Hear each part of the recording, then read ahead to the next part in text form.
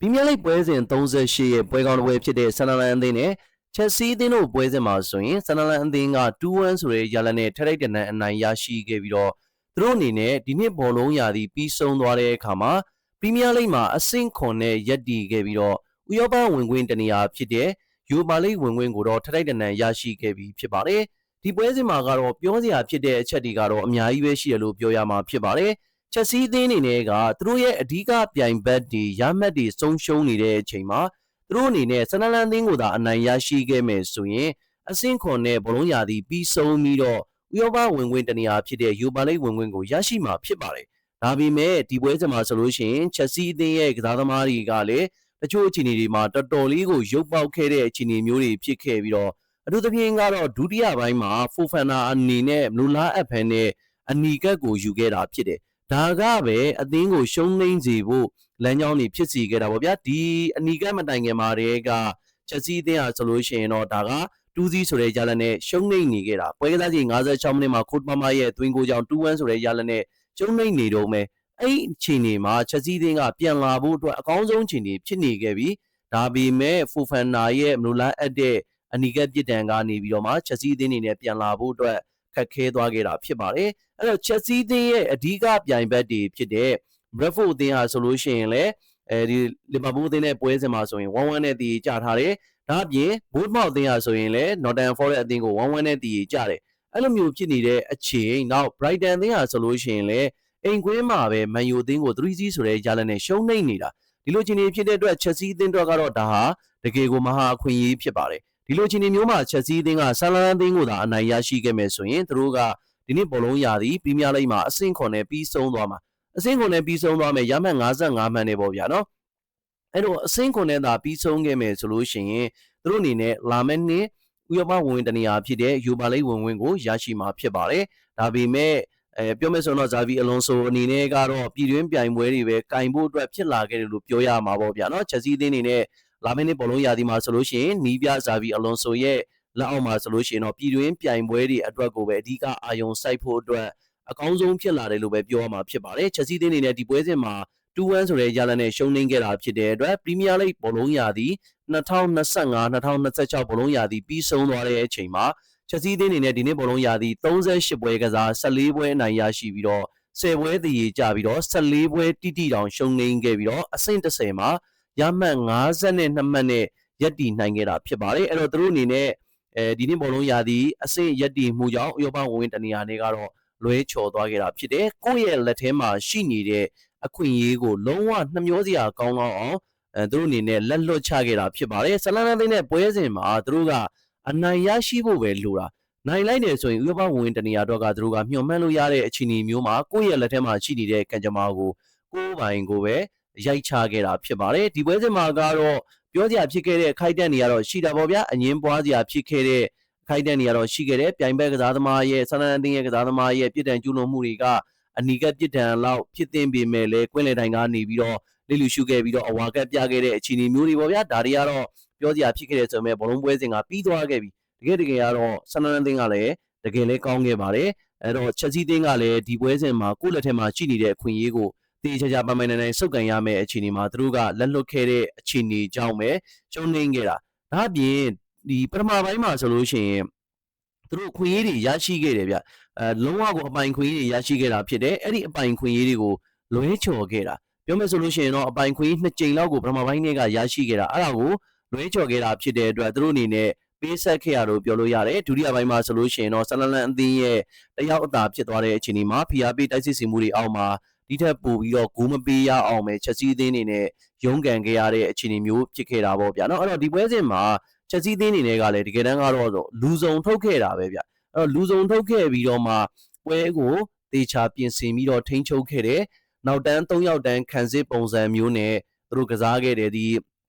3-4-2-1ဆိုတဲ့ပုံစံမျိုးပေါ့ဗျာနော်ဇာဗီအလွန်ဆိုအကြိုက်လို့ပဲပြောလို့ရတယ်ဒီပုံစံမျိုးနဲ့ပွဲထွက်ခဲ့တယ်အဓိကကစားသမားအပြည့်စုံနဲ့ပွဲထွက်ခဲ့တယ်ဒါပေမဲ့ဒီပွဲစဉ်မှာဆိုလို့ရှိရင်တော့ဒီ Gusto တို့ Fofana တို့သူတို့ဆိုလို့ရှိရင်လည်းတိတ်အလုံးမဖြစ်ခဲ့ဘူးဟာတိုဆိုလို့ရှိရင်လည်းတိတ်အလုံးမဖြစ်ခဲ့ဘူးပေါ့ဗျာအထူးသဖြင့်ကတော့ကူဂယ်လာဆိုလို့ရှိရင်လည်းအသင်းပြောင်းဖို့အတွက် Man City အသင်းကိုအသင်းပြောင်းဖို့အတွက်နာမည်ကထွက်နေတာဖြစ်ပြီးတော့သူ့အနေနဲ့ဆိုလို့ရှိရင်လည်း ဒီပွဲစဉ်မှာဆိုလို့ရှိရင်ရောင်ဝါးဝါးပဲပြောရမှာပေါ့ဗျာနော်တိတ်ပြီးတော့အလုံးမဖြစ်ခဲ့ဘူးဒီပွဲစဉ်မှာက Petronetto တယောက်လောက်ပဲခြေစွမ်းကမစိုးလို့ပြောလို့ရတယ်နောက် Enzo Fernandez နဲ့ပေါ့ဗျာနော်ဒီကစားသမားနှစ်ယောက်ကတော့ခြေစွမ်းမစိုးလို့ပြောလို့ရတယ်ကိုပါမားအနေနဲ့ဒီပွဲစဉ်မှာတကူတော့သွင်းသွားခဲ့တာမှန်ပေမဲ့သူ့ရဲ့ပုံမှန်ခြေစွမ်းကပျောက်ဆုံးနေတယ်လို့ပြောလို့ရပါတယ်ကိုပါမားဆိုလို့ရှိရင်ပြီးခဲ့တဲ့နှစ်လောက်ကကိုပါမားနဲ့အခုဆိုလို့ရှိရင်ဘာမှကိုမဆိုင်တော့လို့ပြောလို့ရတယ်ဒါကြောင့်ပဲအင်္ဂလန်အသင်းမှာလည်းကိုပါမားကအယူမခံခဲ့ရဘူးပေါ့ဗျာနော်ဒီကမ္ဘာဖလားမှာဆိုလို့ရှိရင်သူ့အနေနဲ့ချန်လက်ချင်းကိုခံခဲ့ရတဲ့အခြေအနေမျိုးတောင်ဖြစ်ခဲ့တယ်လို့ပြောလို့ရတယ်ကိုပါမားရဲ့ခြေစွမ်းကလုံးဝကိုစုပ်ဆမျိုးစာပျောက်သွားတာက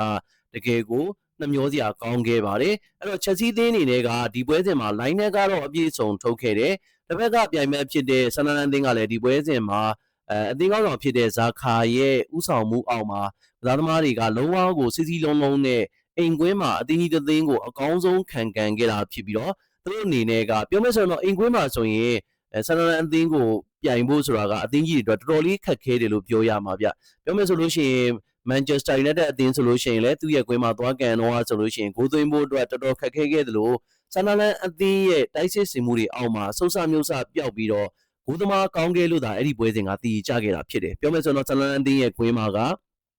သင်းကြီးတွေအတွက်ကလုံးဝမလွယ်ကူတဲ့အခြေအနေမျိုးဖြစ်တယ်အဲ့တော့ဆန်နလန်အသင်းကတကယ်ကိုချီးကျူးစရာကောင်းတာက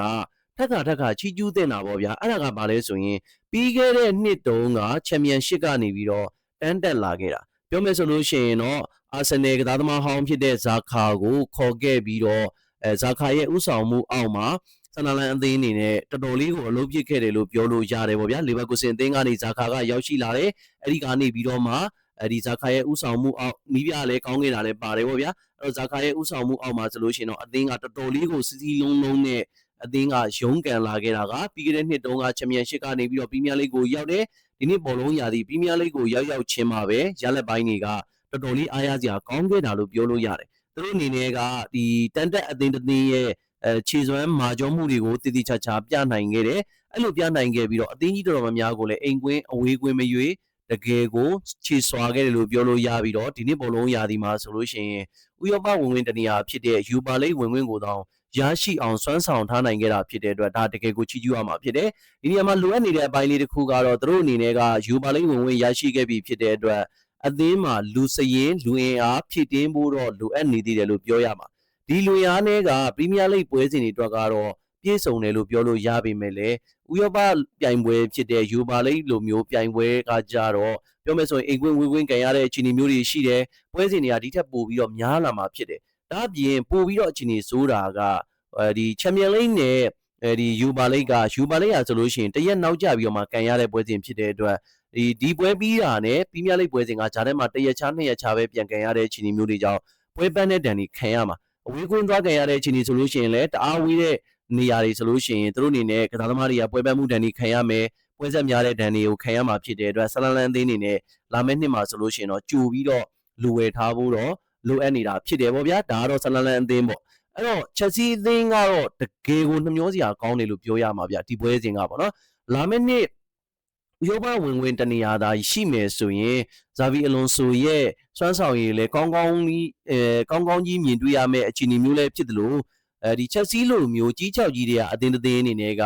ဥရောပဝင်ဝင်နဲ့လွဲချော်ခဲ့တယ်ဆိုတာကတော့တကယ်ကိုနှမျောစရာကောင်းတယ်လို့ပြောရမှာပေါ့ဗျာနော်သူတို့အနေနဲ့ကချန်ပီယံလိဂ်ဒါမှမဟုတ်ရင်ယူပါလိဂ်မှာကန်ရမယ့်အဆင့်တန်းမျိုးဖြစ်တဲ့အတွက်ဒီပွဲစဉ်မှာရှုံးနိမ့်ခဲ့တာကတကယ်ကိုပေးဆက်မှုကြီးမားခဲ့တယ်သူတို့အနေနဲ့ကရုပ်တံဝင်ငွေတွေဆုံးရှုံးတာတွေရှိမယ်စပွန်ဆာကြီးတွေဆုံးရှုံးတာတွေရှိမယ်နောက်ဒီပွဲစဉ်ကိုရှုံးနိမ့်ခဲ့လို့ပရီးမီးယားလိဂ်ရဲ့အဆင့်ခွန်လောက်နဲ့ပြီးဆုံးရမယ့်အချိန်ဒီမှာအဆင့်30နဲ့ပြီးဆုံးသွားတာဖြစ်တဲ့အတွက်စုကြီးငွေတွေကလည်းဆုံးရှုံးမှာဖြစ်တယ်အဲ့တော့လာမယ့်နှစ်မှာဆိုလို့ရှိရင်ချက်စီးသင်းကနေပြီးတော့ထွက်ခွာမဲ့ရောင်းထုံမဲ့ကစားသမားတွေကလည်းအများကြီးဖြစ်လာတယ်လို့ပြောရမှာပေါ့ဗျာနော်ကူကူရတာတို့ကလည်းအသင်းကနေပြီးတော့ထွက်ခွာတော့မယ်ဆိုပြီးတော့သတင်းတွေကထွက်နေတယ်နောက် Enzo Fernandez တို့ကလည်းအသင်းကနေထွက်ခွာပြီးတော့ Man City အသင်းကိုသွားမလားဒါမှမဟုတ်ရင် Real Madrid အသင်းကိုသွားမလားဆိုပြီးတော့သတင်းတွေကထွက်လာခဲ့တာဖြစ်တယ်အဲ့တော့ Xavi Alonso ရဲ့လက်ထက်မှာအသင်းအနေနဲ့ဘယ်လိုမျိုးလူစရင်နဲ့လက်ရှိချက်စီးသေးရဲ့လူစရင်ကတော့တကယ်ကိုတောင်းတင်းပါတယ်တေချာပေါ့ဗျာစနစ်တကျအကွက်ချပြီးတော့မှဘယ်လိုမျိုးပွဲထွက်လာမလဲဆိုတော့ရင်ခုန်စရာတော့ကောင်းနေပါတယ်လာမယ့်နှစ်မှာဆိုလို့ရှိရင်တော့တပတ်ကိုတပွဲပဲကန်ရမယ့်အခြေအနေမျိုးမှာချက်စီးသင်းကိုဇာဗီလွန်ဆိုနေနဲ့အကောင်းဆုံးပုံစံနဲ့ပြန်လည်တည်ဆောက်ပြီးတော့ပရီးမီးယားလိဂ်မှာဒီကြီးချောက်ကြီးစရင်ပြန်ဝင်အောင်သူတို့အနေနဲ့အကောင်းဆုံးလုပ်ဖို့အတွက်အချိန်တော့ ရရှိခဲ့ပြီလို့ပြောရမှာဖြစ်ပါတယ်ဒါကတော့ဆန်နလန်အသင်းကိုချက်စီးအသင်းက2-1ဆိုတဲ့ရလနဲ့ရှုံးနေတဲ့ပွဲပြီး3 ချက်ဖြစ်ပါတယ်အားပေးတဲ့တယောက်ချင်းစီတိုင်းကိုကျေးဇူးအများကြီးတင်ပါတယ်ခင်ဗျာ